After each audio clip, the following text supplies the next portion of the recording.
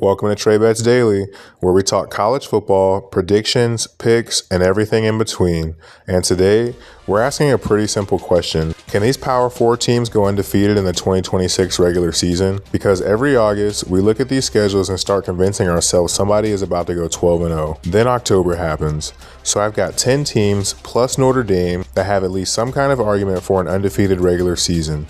Some of these schedules, I can absolutely see it. Some of these teams, yeah, I don't care how good you are, you're probably losing somewhere. We're going to go team by team, look at what gives them a path to 12-0, what could ruin it, and I'll tell you whether I'm buying an undefeated regular season. If you enjoy college football predictions, picks, and breakdowns, hit the like button, subscribe to the channel, and let's get into it.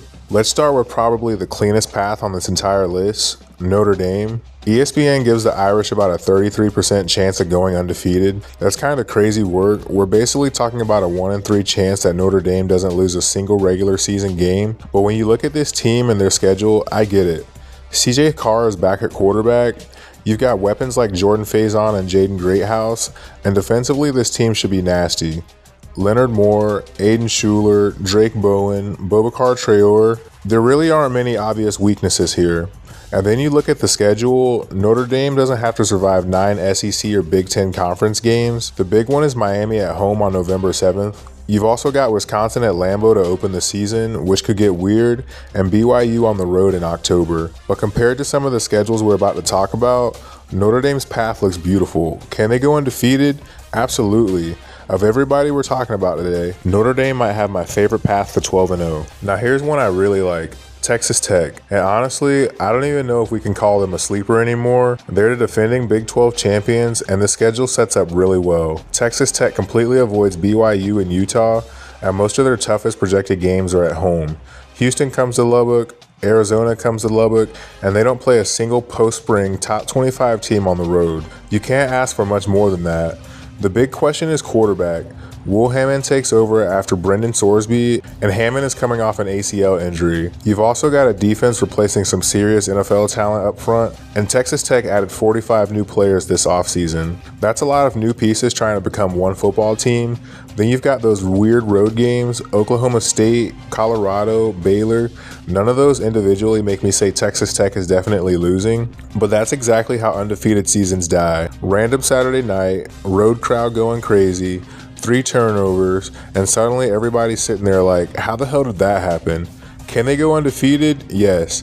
I'm not saying 12-0 should be the expectation, but with this schedule, Texas Tech has a very real opportunity. Third, Indiana. They already did the impossible once, now we're asking them to do it again. Indiana just went 16-0 and won the national championship, but 2026 is going to be completely different. Nobody is overlooking Indiana anymore, and more importantly, Fernando Mendoza is gone. You're replacing the Heisman Trophy winner and #1 overall draft pick with Josh Hoover. Now, Hoover can absolutely sling the ball, but he's also thrown 33 career interceptions, and when we're talking about going undefeated, that's scary, because Indiana's schedule is ridiculous. Ohio State, Michigan, USC, Washington. You can be one of the 5 best teams in America and still lose one of those 2 games. And that's really my problem here. I think Indiana can be excellent again. They can make the playoff again. Hell, they could potentially defend the national championship. But going through their entire regular season without a loss, can they do it? Technically, yes. Do I think they actually will? No. The schedule is just asking way too much. Next up, we've got Miami. And Miami's schedule is very interesting because the ACC portion really isn't that scary. They avoid Louisville, they avoid SMU, and Clemson is coming off of a 7-6 season. Meanwhile, Miami is loaded. Malachi Toney is back, and Duke transfer Darian Mensah takes over at quarterback after finishing 2nd nationally in passing yards last season. So offensively, they're going to score. The questions are mostly up front. Ruben Bain Jr. and Akeem Mesidor are gone defensively. Miami also has to replace 3 starters on the offensive line. But let's be serious. There's one game everybody is circling.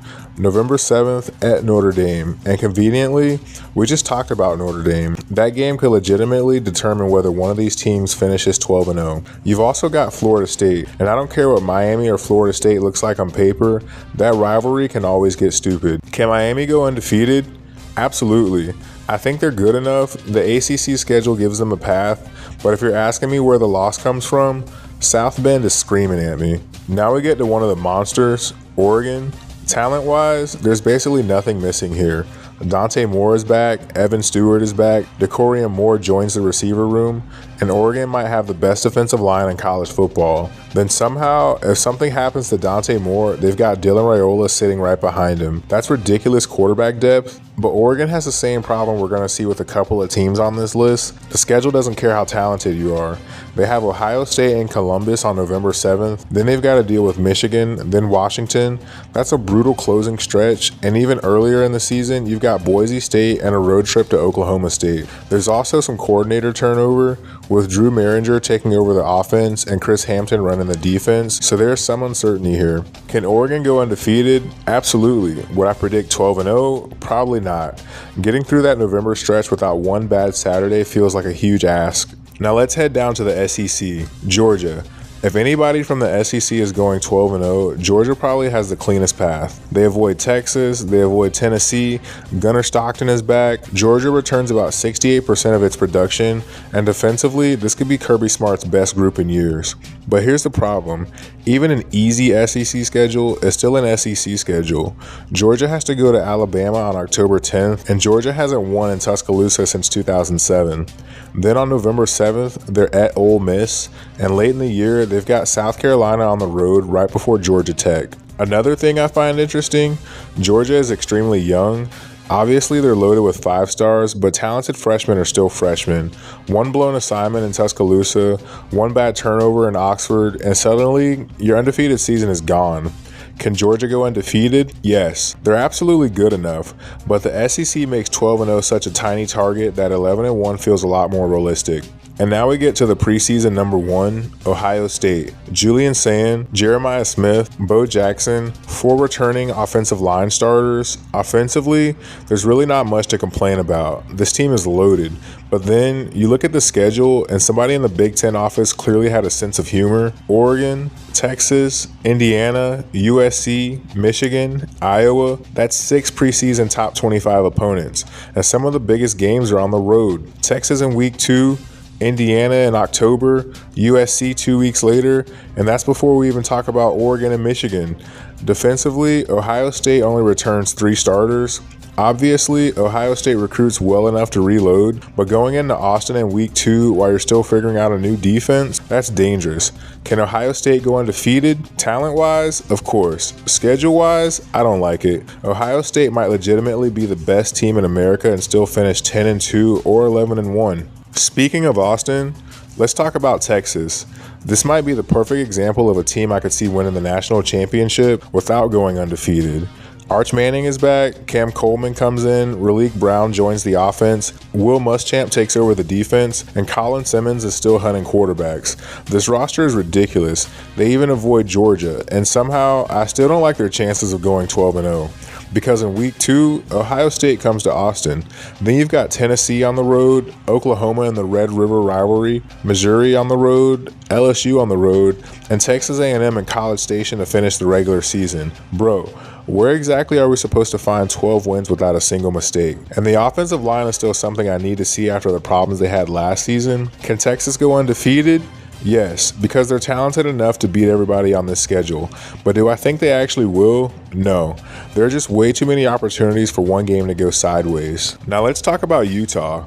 This one is weird because the schedule actually gives them a chance. They avoid Texas Tech, they avoid Kansas State, they avoid Arizona State. Devin Dampier is back at quarterback, Wayshawn Parker is dangerous at running back. There's enough here offensively for Utah to win the Big 12, but this is also the first season after Kyle Whittingham. Morgan Scaly takes over, you've got new coordinators on both sides of the ball, and they're rebuilding both lines. That's important because if it's one thing Utah has always been known for, it's controlling the line of scrimmage. Then November arrives. BYU, at Arizona, at TCU. That's where I think the undefeated dream probably ends, especially the Holy War. I don't care if Utah is 10-0 and BYU is 4-6, that game will somehow be 20-19 with 4 minutes left. Can Utah go undefeated? Possible? Yes. Likely? No. I like Utah as a Big 12 contender way more than I like them as a 12-0 team. And finally, at number 10, Kansas State. This would be the chaos pick. Kansas State went 6-6 last year. They're unranked entering 2026. Chris Kleeman is gone, and Colin Klein has taken over as a first-time head coach. So why are we even talking about them? Because look at their schedule. Kansas State somehow avoids Texas Tech, BYU, and Utah.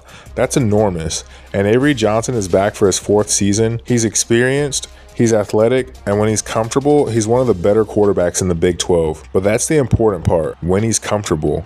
Under pressure last season, his completion percentage dropped to around 38%. And that road schedule gets nasty late. Arizona State, Colorado on Halloween, Iowa State in the finale. Add a brand new coaching staff on top of all that, and 12-0 starts feeling like we're getting a little carried away. Can Kansas State go undefeated? I'm going to say no, but Kansas State is exactly the type of team that could screw around, start 7-0, and suddenly have all of us pulling that schedule back up in late October. So out of these 10 teams, here's where I land. Notre Dame, Texas Tech, Miami, Oregon, Georgia, and Ohio State, I can legitimately see the path. Indiana, Texas, Utah, and Kansas State, great teams, or at least potentially great teams, but I think the schedule, roster turnover, or both eventually gets them. But remember, we're not asking who can win the national championship. That's a completely different conversation. We're asking who can survive 12 regular season games without one bad Saturday. And college football has a funny way of finding that one Saturday. Good snap, good hold, and the kick is blocked. Appalachian State has stunned the college football world. One of the greatest upsets. So let me know down in the comments, which team do you think has the best chance to go undefeated in 2026? And give me the opposite too. Who's the team everybody thinks is going 11-1 or 12-0 that you think is about to completely disappoint? If you enjoyed the video, hit the like button, subscribe for more college football predictions, picks, and breakdowns. And as always, if you're betting on any of these games this season, gamble responsibly. Never bet more than you can afford to lose. And remember, there's no such thing as a guaranteed bet. Trey bets daily.